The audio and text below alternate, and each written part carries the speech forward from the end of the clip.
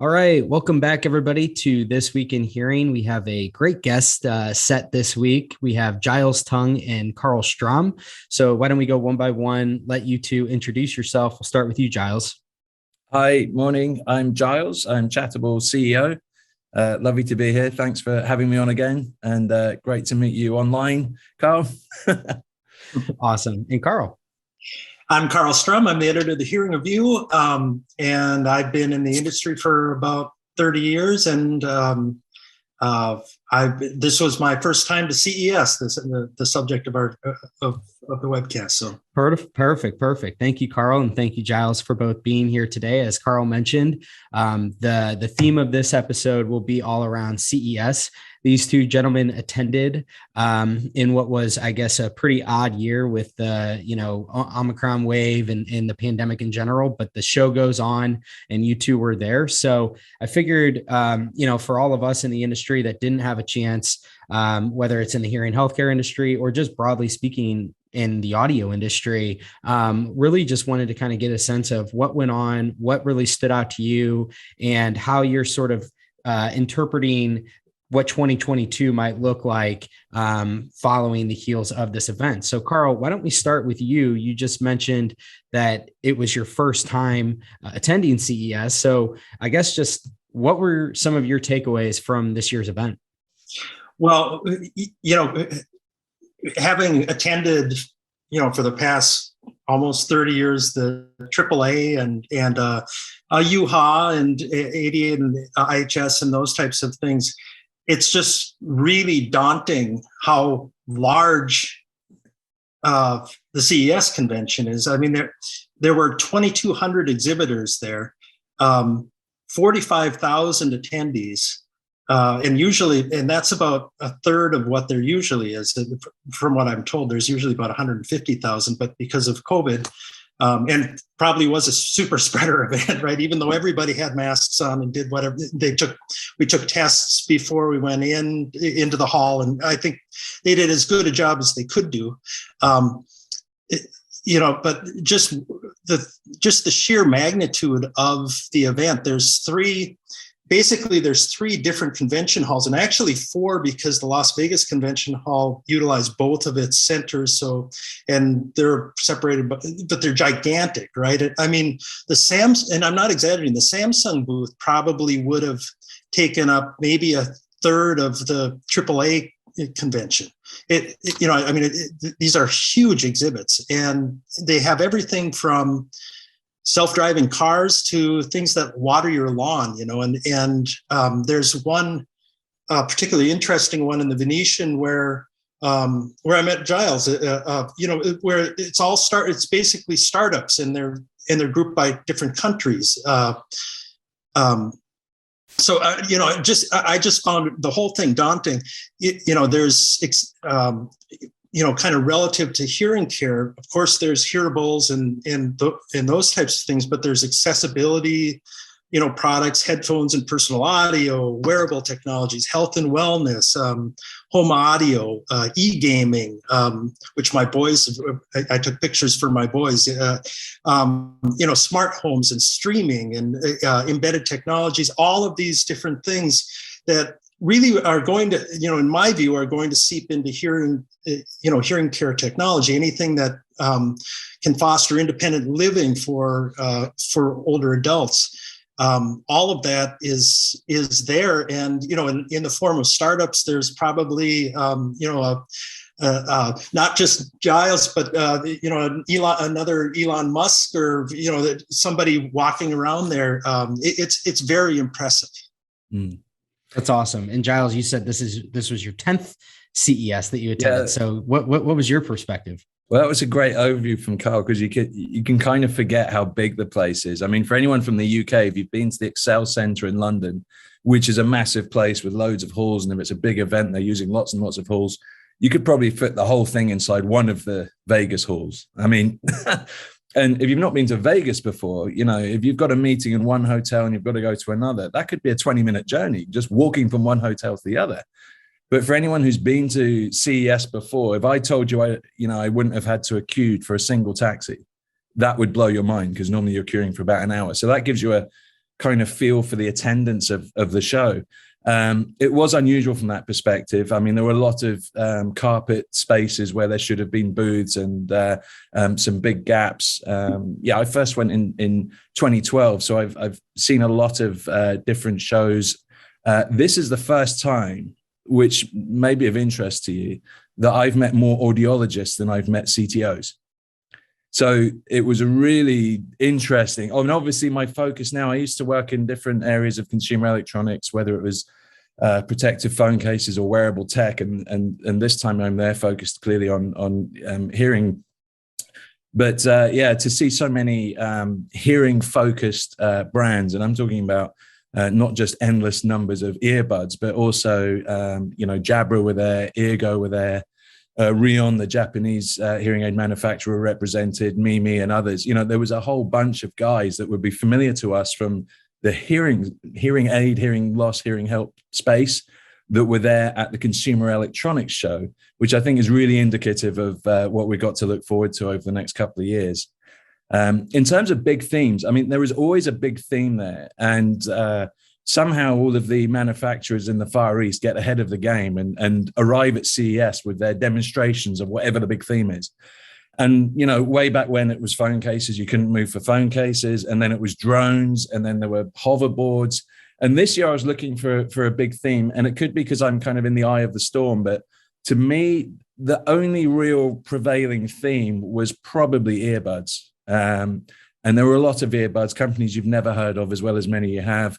And that really is kind of indicative of this gold rush that's happening at the moment. Everyone can see this forecast for 2 billion units being sold over the next 4 years. I mean, I don't think there's ever been a faster growing section or segment of consumer electronics before. So there's this massive gold rush charging into the space. And the battleground at the moment is active noise cancellation, I think. But what people are talking about and what they're asking about is hearing accommodations, hearing health, hearing enhancement, OTC. For all these guys who are making earbuds today, they're looking at OTC and thinking, have we got a role to play in that? How can we get involved? What do we need to do? How are we going to do it? And, I can talk about some of the observations I've had from that space. But from a difference to previous years, the volume of people attending and displaying was lower, but the quality of conversations was much deeper. So luckily, if you did have a good conversation to be had, you would tend to be more relaxed in it and be able to spend more time in it rather than, I'm late for this one and I've got to get to that one and I don't even know where it is. It's probably miles away. And sorry, let's just do this in 2 minutes and I'll catch up in a few weeks. There was none of that this time. It was very much more relaxed. So. And I like that too. It was a blessing in disguise for me, because if you're walking around and you need to talk to people, they have time to talk to you at the booth instead of having to talk to a real customer, right? Who might be buying your or looking for distribution of your product, right? Yeah. So I totally agree. From kind of the reverse angle. One of the things that just impressed me, I'm so ensconced in hearing and all of that all the time, hearing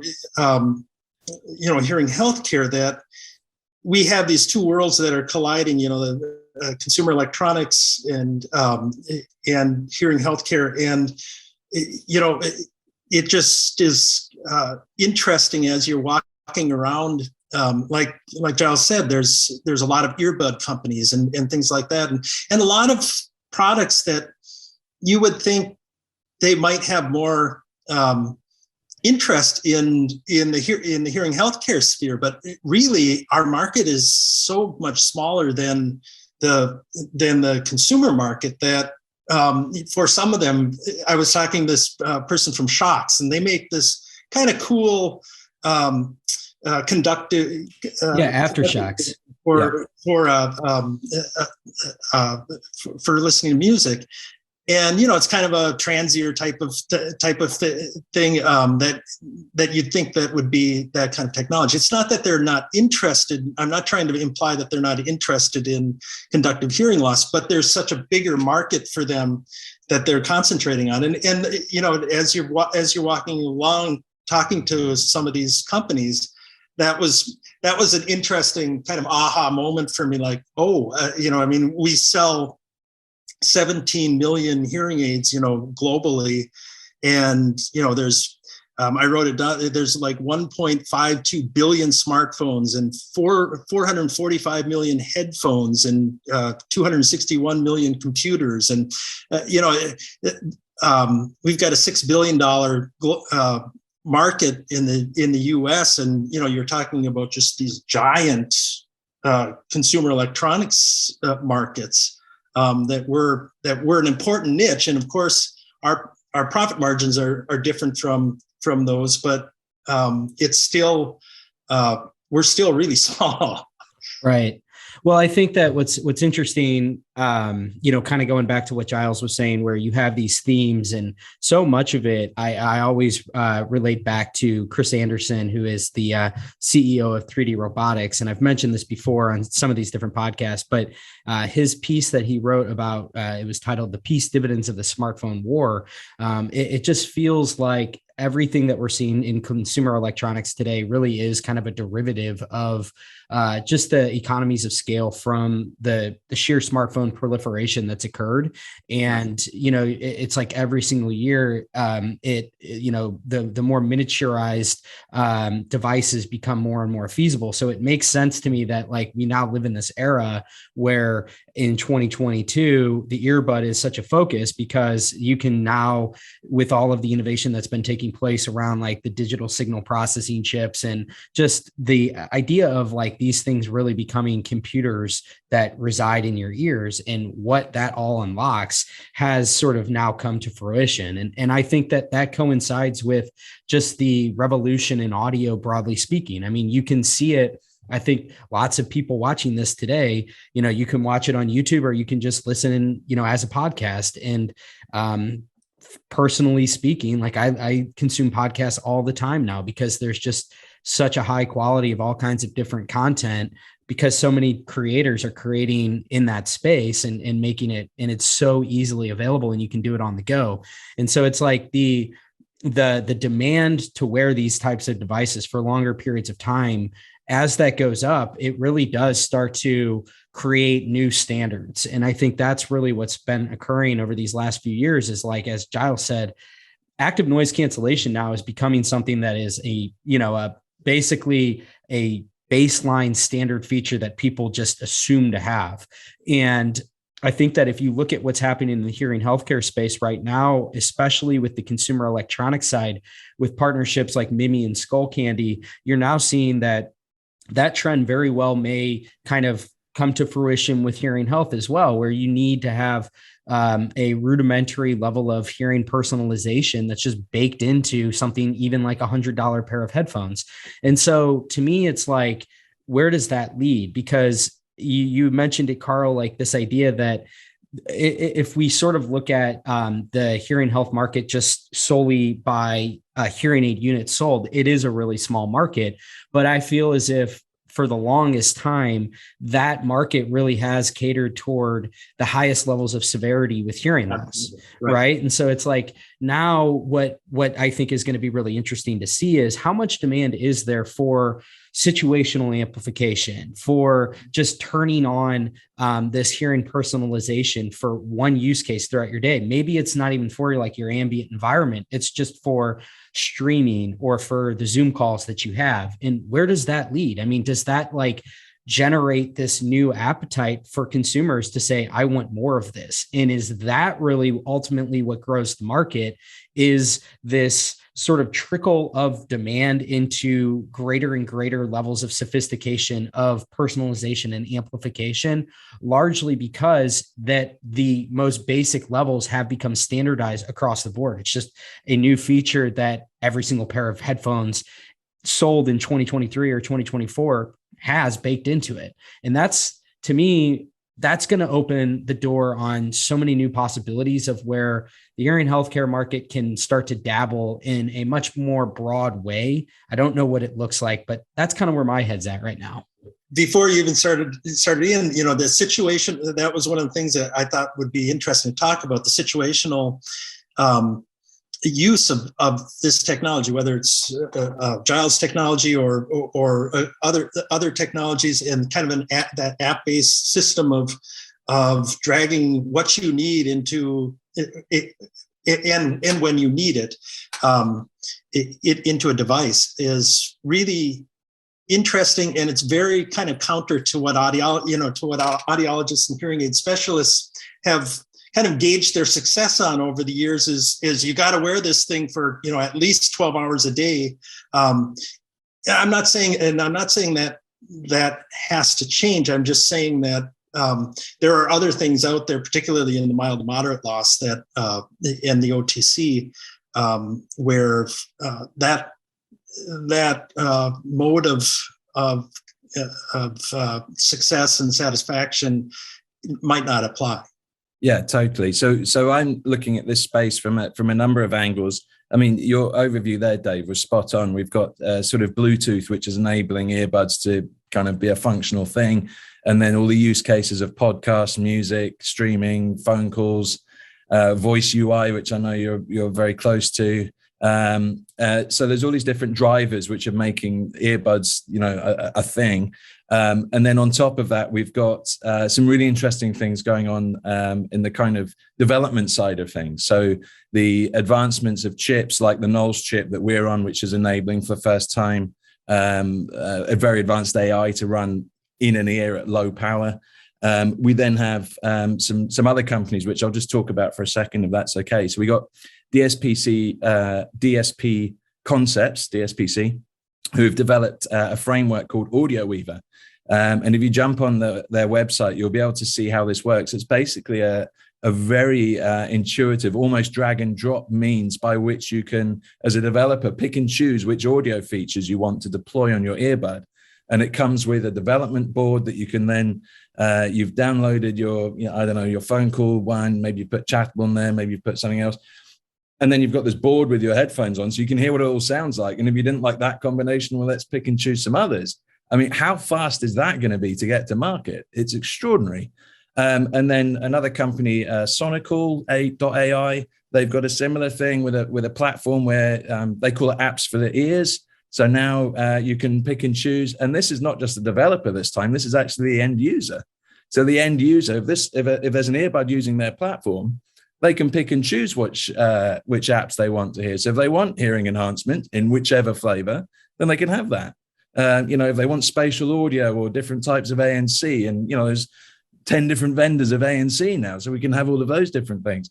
So another really dexterous and fast, and these things can be in market in 12 months. So really, really fast development. And then a slightly different flavor, which I'll just mention, is a UK-based company called MyManu, who've developed an earbud system. It's one of these ones with the system on the shoulder as well.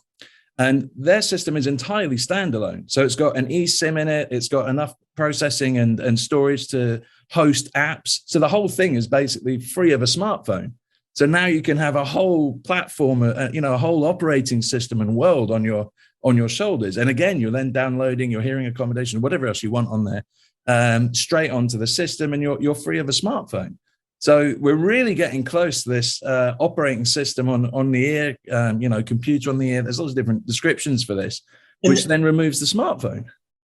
And then you have, and then to build on what Giles is saying, there were other exhibitors there, Iden Technologies, and I don't expect to understand, or I don't pretend to understand everything that they do, but it uses EEGs and obviously some other technologies and cloud-based computing to kind of figure out your physiological needs and what they call actionable insights, I think, into what the device should be doing at the time.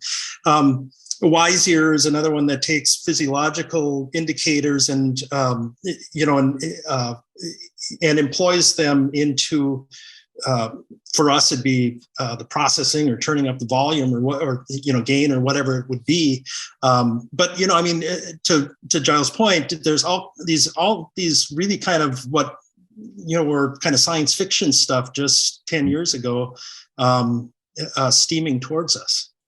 Yeah. And I think that the enabling factor of all this is the fact that these devices have become conducive to being able to operate almost independently with an OS baked into it, right? I know Braggie's been trying to do this as well and be the operating system for all of the different applications. And so it sort of like begs the question of what does this look like, in terms of how does this all kind of work are you paying in terms of subscriptions? Is this something where you kind of, the widget becomes very much commoditized and you're layering on all of these different features? I mean, I think it's reasonable to think that you could even have hearing aids that are very much just prescribed to your hearing loss and you're just subscribing to that. You're subscribing basically to the algorithm. I mean, if and when the time comes when these devices really do become truly commoditized,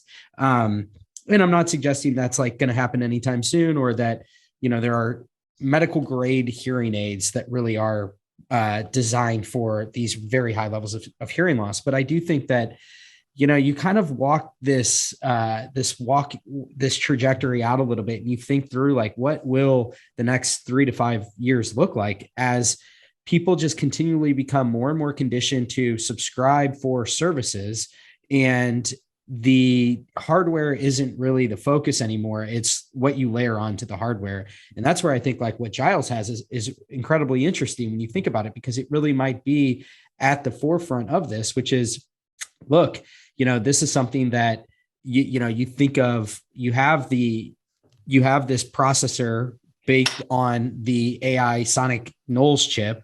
And so these chips become more and more pervasive. So it's really something that you can turn off and on, and you just decide, I want that feature. And, it's the feasibility of all this seems to be increasingly more and more likely, is I guess what I'm suggesting. What happens if somebody creates a piece of hardware that's just super powerful, it's got everything you need from a hardware point of view, but they give it away? And now you pay for the subscriptions of all the stuff. I mean, I imagine someone will have a crack at that. Right. Yeah. So with CES, I guess I appreciate you to sharing some of the different companies that you saw. I know that you had said, Giles, you talked to a whole lot of audiologists this year. Clearly, like this whole idea of hearing health, consumer electronics, the marriage of the two is becoming more and more of a theme. How are you thinking about 2022 in particular? I guess the short-term horizon. I think we all have thoughts on what maybe the longer-term horizon looks like here as things progress, but how are you imagining what are you anticipating to be maybe some of the milestones to keep an eye out for here this year or even next year as sort of the first forays into this brave new world? Yeah, it's interesting, isn't it? I mean, every time I open LinkedIn, it looks like Sonova's done something else. So they clearly had the whiteboard out over the last couple of years trying to work out where their position's going to be. So I think from the hearing aid side, they're probably looking at this space and going, okay, there's a whole world of mild and mod, which is probably outside the clinic. And what's our role going to be in that space? And do we do it ourselves? Do we acquire someone? Do we create a new brand? Or, what's our expertise? How far can we stretch it? And do we partner with people? Do we license? There's a whole bunch of different options there, which they could, or they do nothing and just stay in the clinics and, severe, profound mostly, so from the hearing aid side, that's one thing. And then on the consumer electronics side, we've got the existing incumbents, people like Apple. And, this year, I think everyone's going to start talking about Apple a bit more because, I keep nudging certain people in the hearing industry saying, I can't see Apple on your competitive landscape there. So, Apple have got an AirPod. It's got half market share. It's got hearing accommodations. It's enhancing transparency mode with inputs from an audiogram. So they're clearly in that space, and we shouldn't ignore that. But then we've got a bunch of other companies like Bose and so forth who are making OTC products which look like hearing aids, which are sold through Best Buy, if you can find it, which I haven't been able to this week, actually. That's a whole nother story. And then a bunch of other companies like Newport, who obviously we work closely with, who are addressing hearing loss from a different form factor product. And then all the other earbud companies, whether they're existing earbud companies or people who are in the space of audio, maybe they make headphones, maybe they make speakers or something, who are both looking at this enormous growth in earbuds, 2 billion earbuds over the next 4 years, and thinking, well, maybe we should be in that space. And then they're thinking, well, what's our differentiation? What's our feature? And a lot of them are looking at hearables, hearing health, hearing something, and trying to work out what is it we're going to do. And the trouble a lot of them have is that the incumbent teams in the office are not medical people. They're not, so there's a bit of a fear factor as to, do we go full on OTC, which is a medical device, and build a product that's going to require a whole infrastructure to support that? Or is there a sort of gentle step that we can take, which is, halfway towards it, and then we'll figure out the longer term plan? So I think this year there's going to be a hell of a lot of, chin scratching going on, and maybe we'll see some speculative products coming in, which are sort of tentative steps towards something. And the great unknown is, is this rush of people with mild and moderate, into Best Buy going to materialize? Is that actually going to be a thing?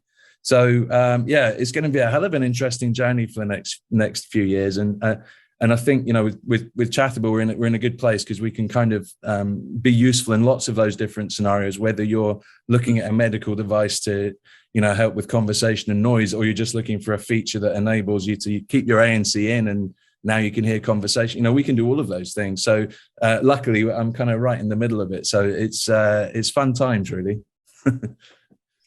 And, in terms of the short term, it's also very interesting. Giles mentioned how Sonova's, with their whiteboard and that kind of thing. But, GN is another very interesting, how they have a position in both stances. And I went to see the Jabra Enhance Plus and met with them. And, the two, it's, the Jabra Enhance Plus is basically the convergence of Jabra and GN hearing, GN audio and GN hearing. And it's very impressive. The earbud that they have is it self-tunes to your hearing loss.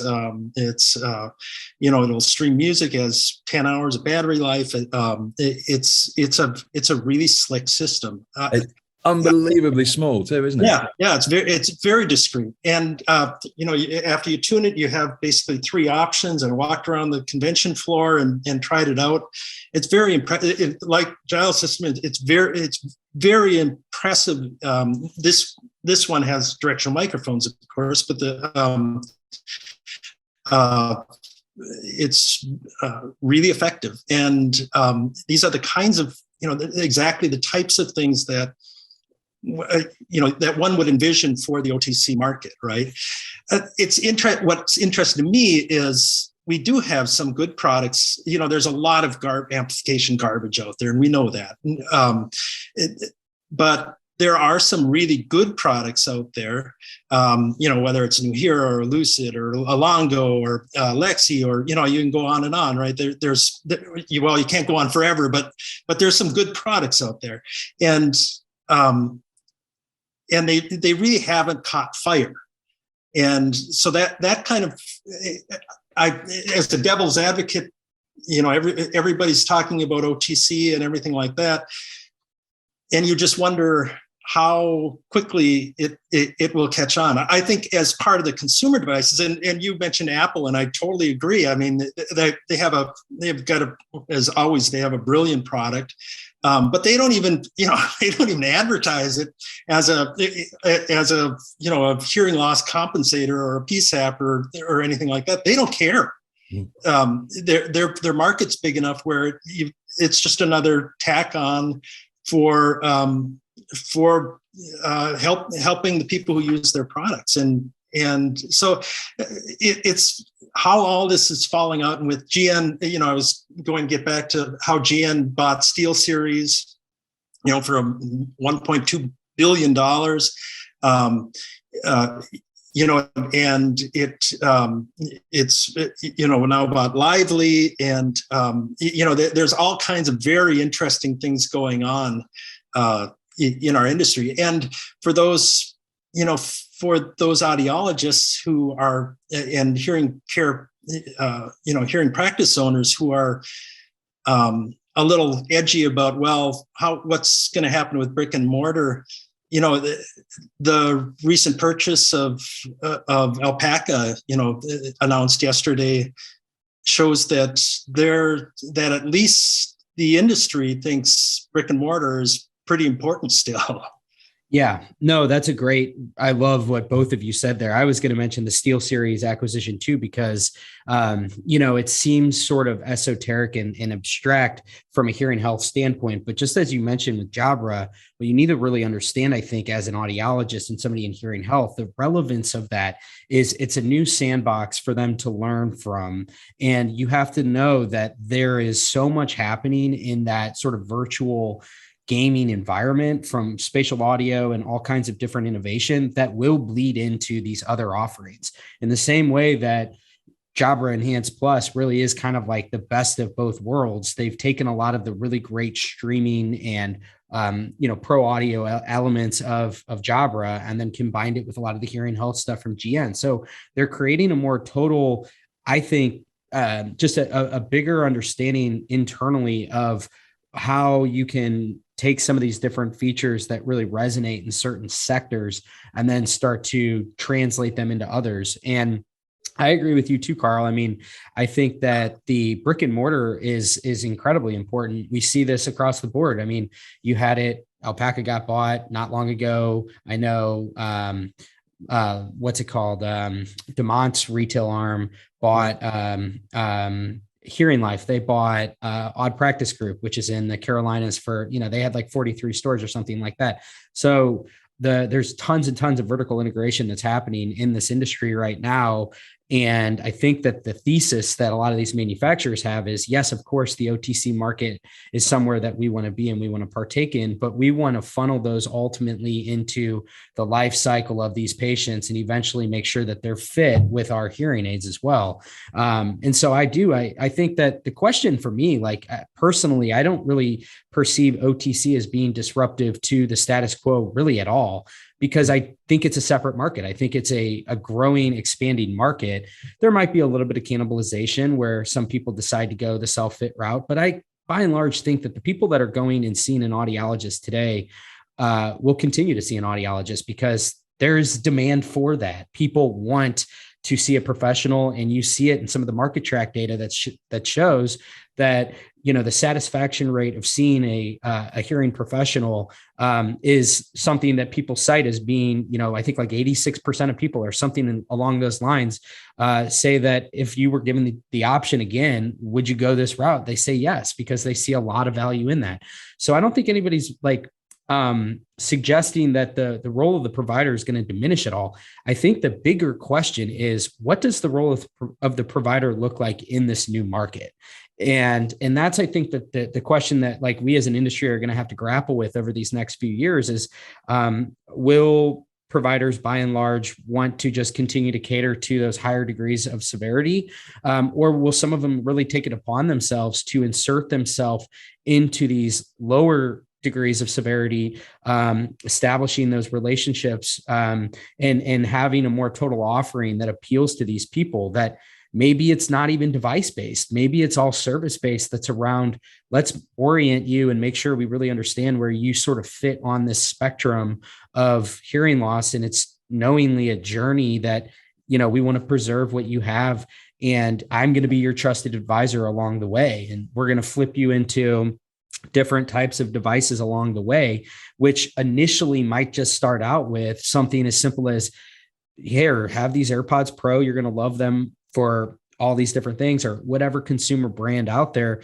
And I'm going to show you how to use a situational amplification feature called Chatable that's going to be great for these challenging situations that you're describing to me, whether it be in the conference room at work or it be, at the noisy dinner table when you go out to eat with friends. Those are opportunities that I think the provider is well positioned to serve, because I don't know who else is going to do that. Who else is going to educate these people that these types of things exist? And so I've said this like in a number of different ways throughout this in my podcast, is just to say that I just think it's all going to sort of fall on the onus of how much do the providers really want to insert themselves into this market.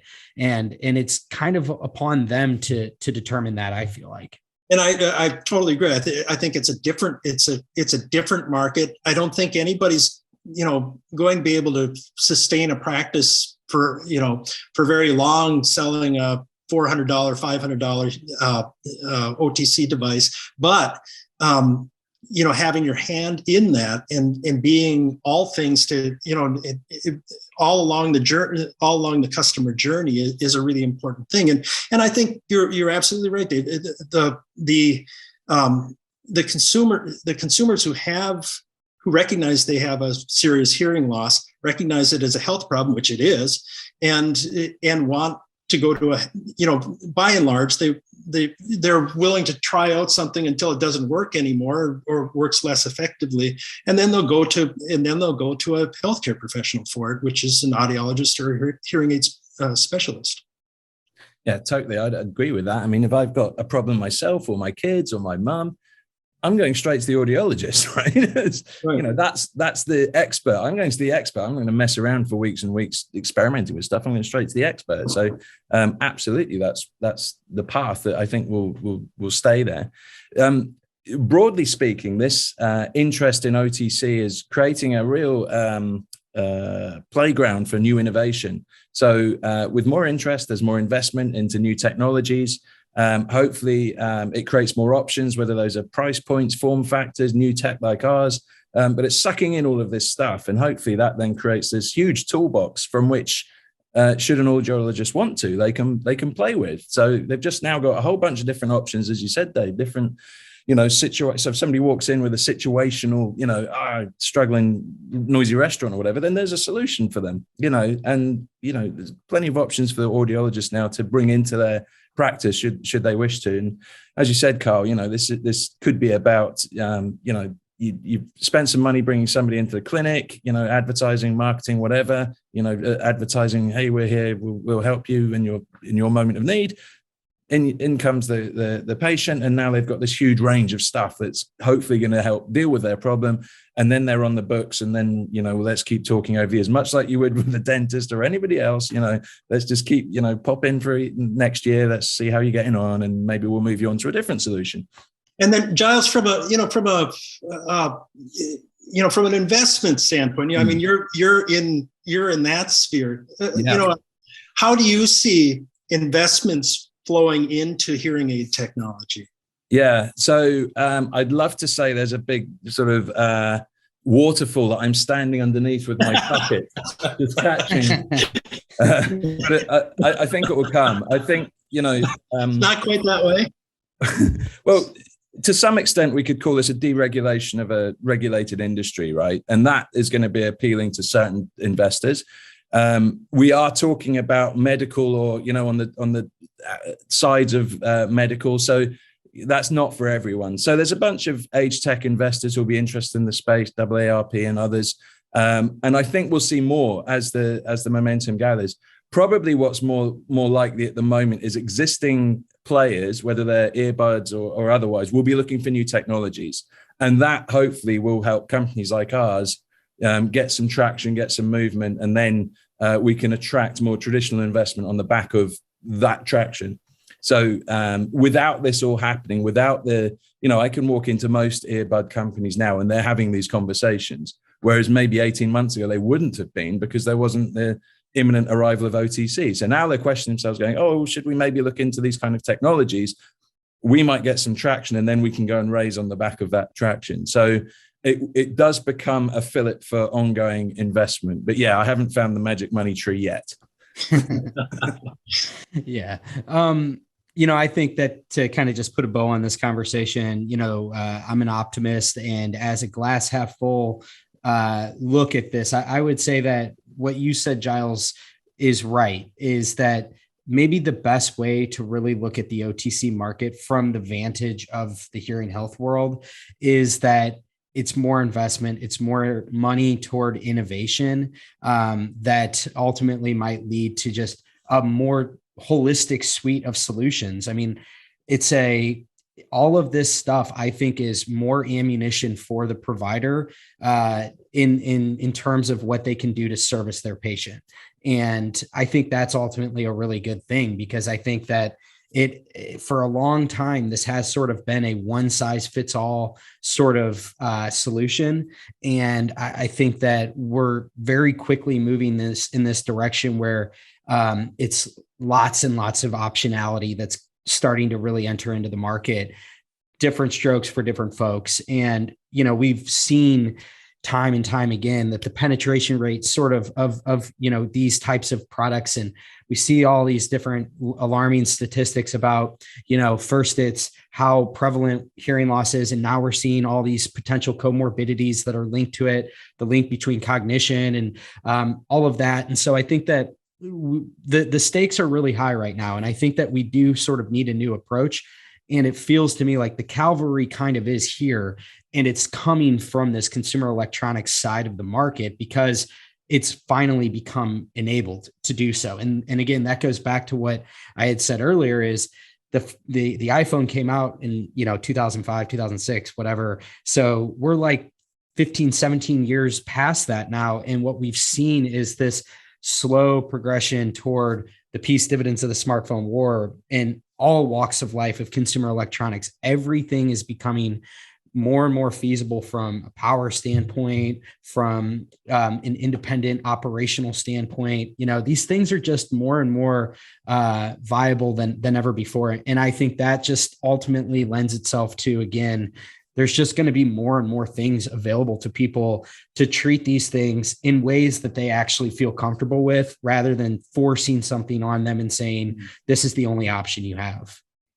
Yeah, totally. I mean, I see innovation coming from everywhere. And I was thinking about the SteelSeries piece when you were talking just there about how, noise exposure and noise-induced hearing loss is going to become one of the big issues of this generation, constant use of earbuds at excessive volumes causing noise-induced hearing loss. And I would imagine that gamers sitting there with headphones on for a long time is going to be an element of that. And I wonder if GN will take their expertise towards that and look at the more preventative and hearing health, as a love that pre activity. How can we tone the volume down? Better quality audio at lower volumes, still going to be as good. So let's do that. So there's really interesting thing there. And actually on the investment, I just remembered, Mimi raised 25 million. They've been around for a number of years. So that has obviously changed. Obviously they've done well as a business and got lots of traction, but that's not a small chunk of change. So yes, there is encouragement for new tech in this space and innovation coming from all sides, from the incumbents and new players and, other people on the fringes who are just sort of developing new tech. So yeah, really exciting space, really, really exciting.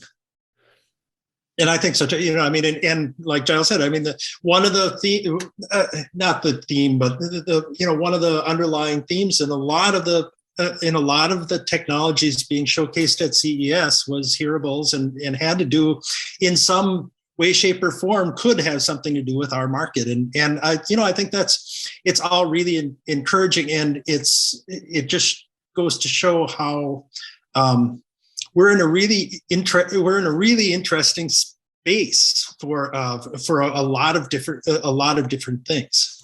Mm-hmm. Couldn't agree more. Well, thank you two so much for joining today. This has been such a great, thought-provoking conversation. Really appreciate sort of a recap of what you saw at CES. I hope that I can make it next year. It sounds like a more and more relevant event for those of us in the hearing healthcare industry. And I've been meaning to grab a beer with both of you.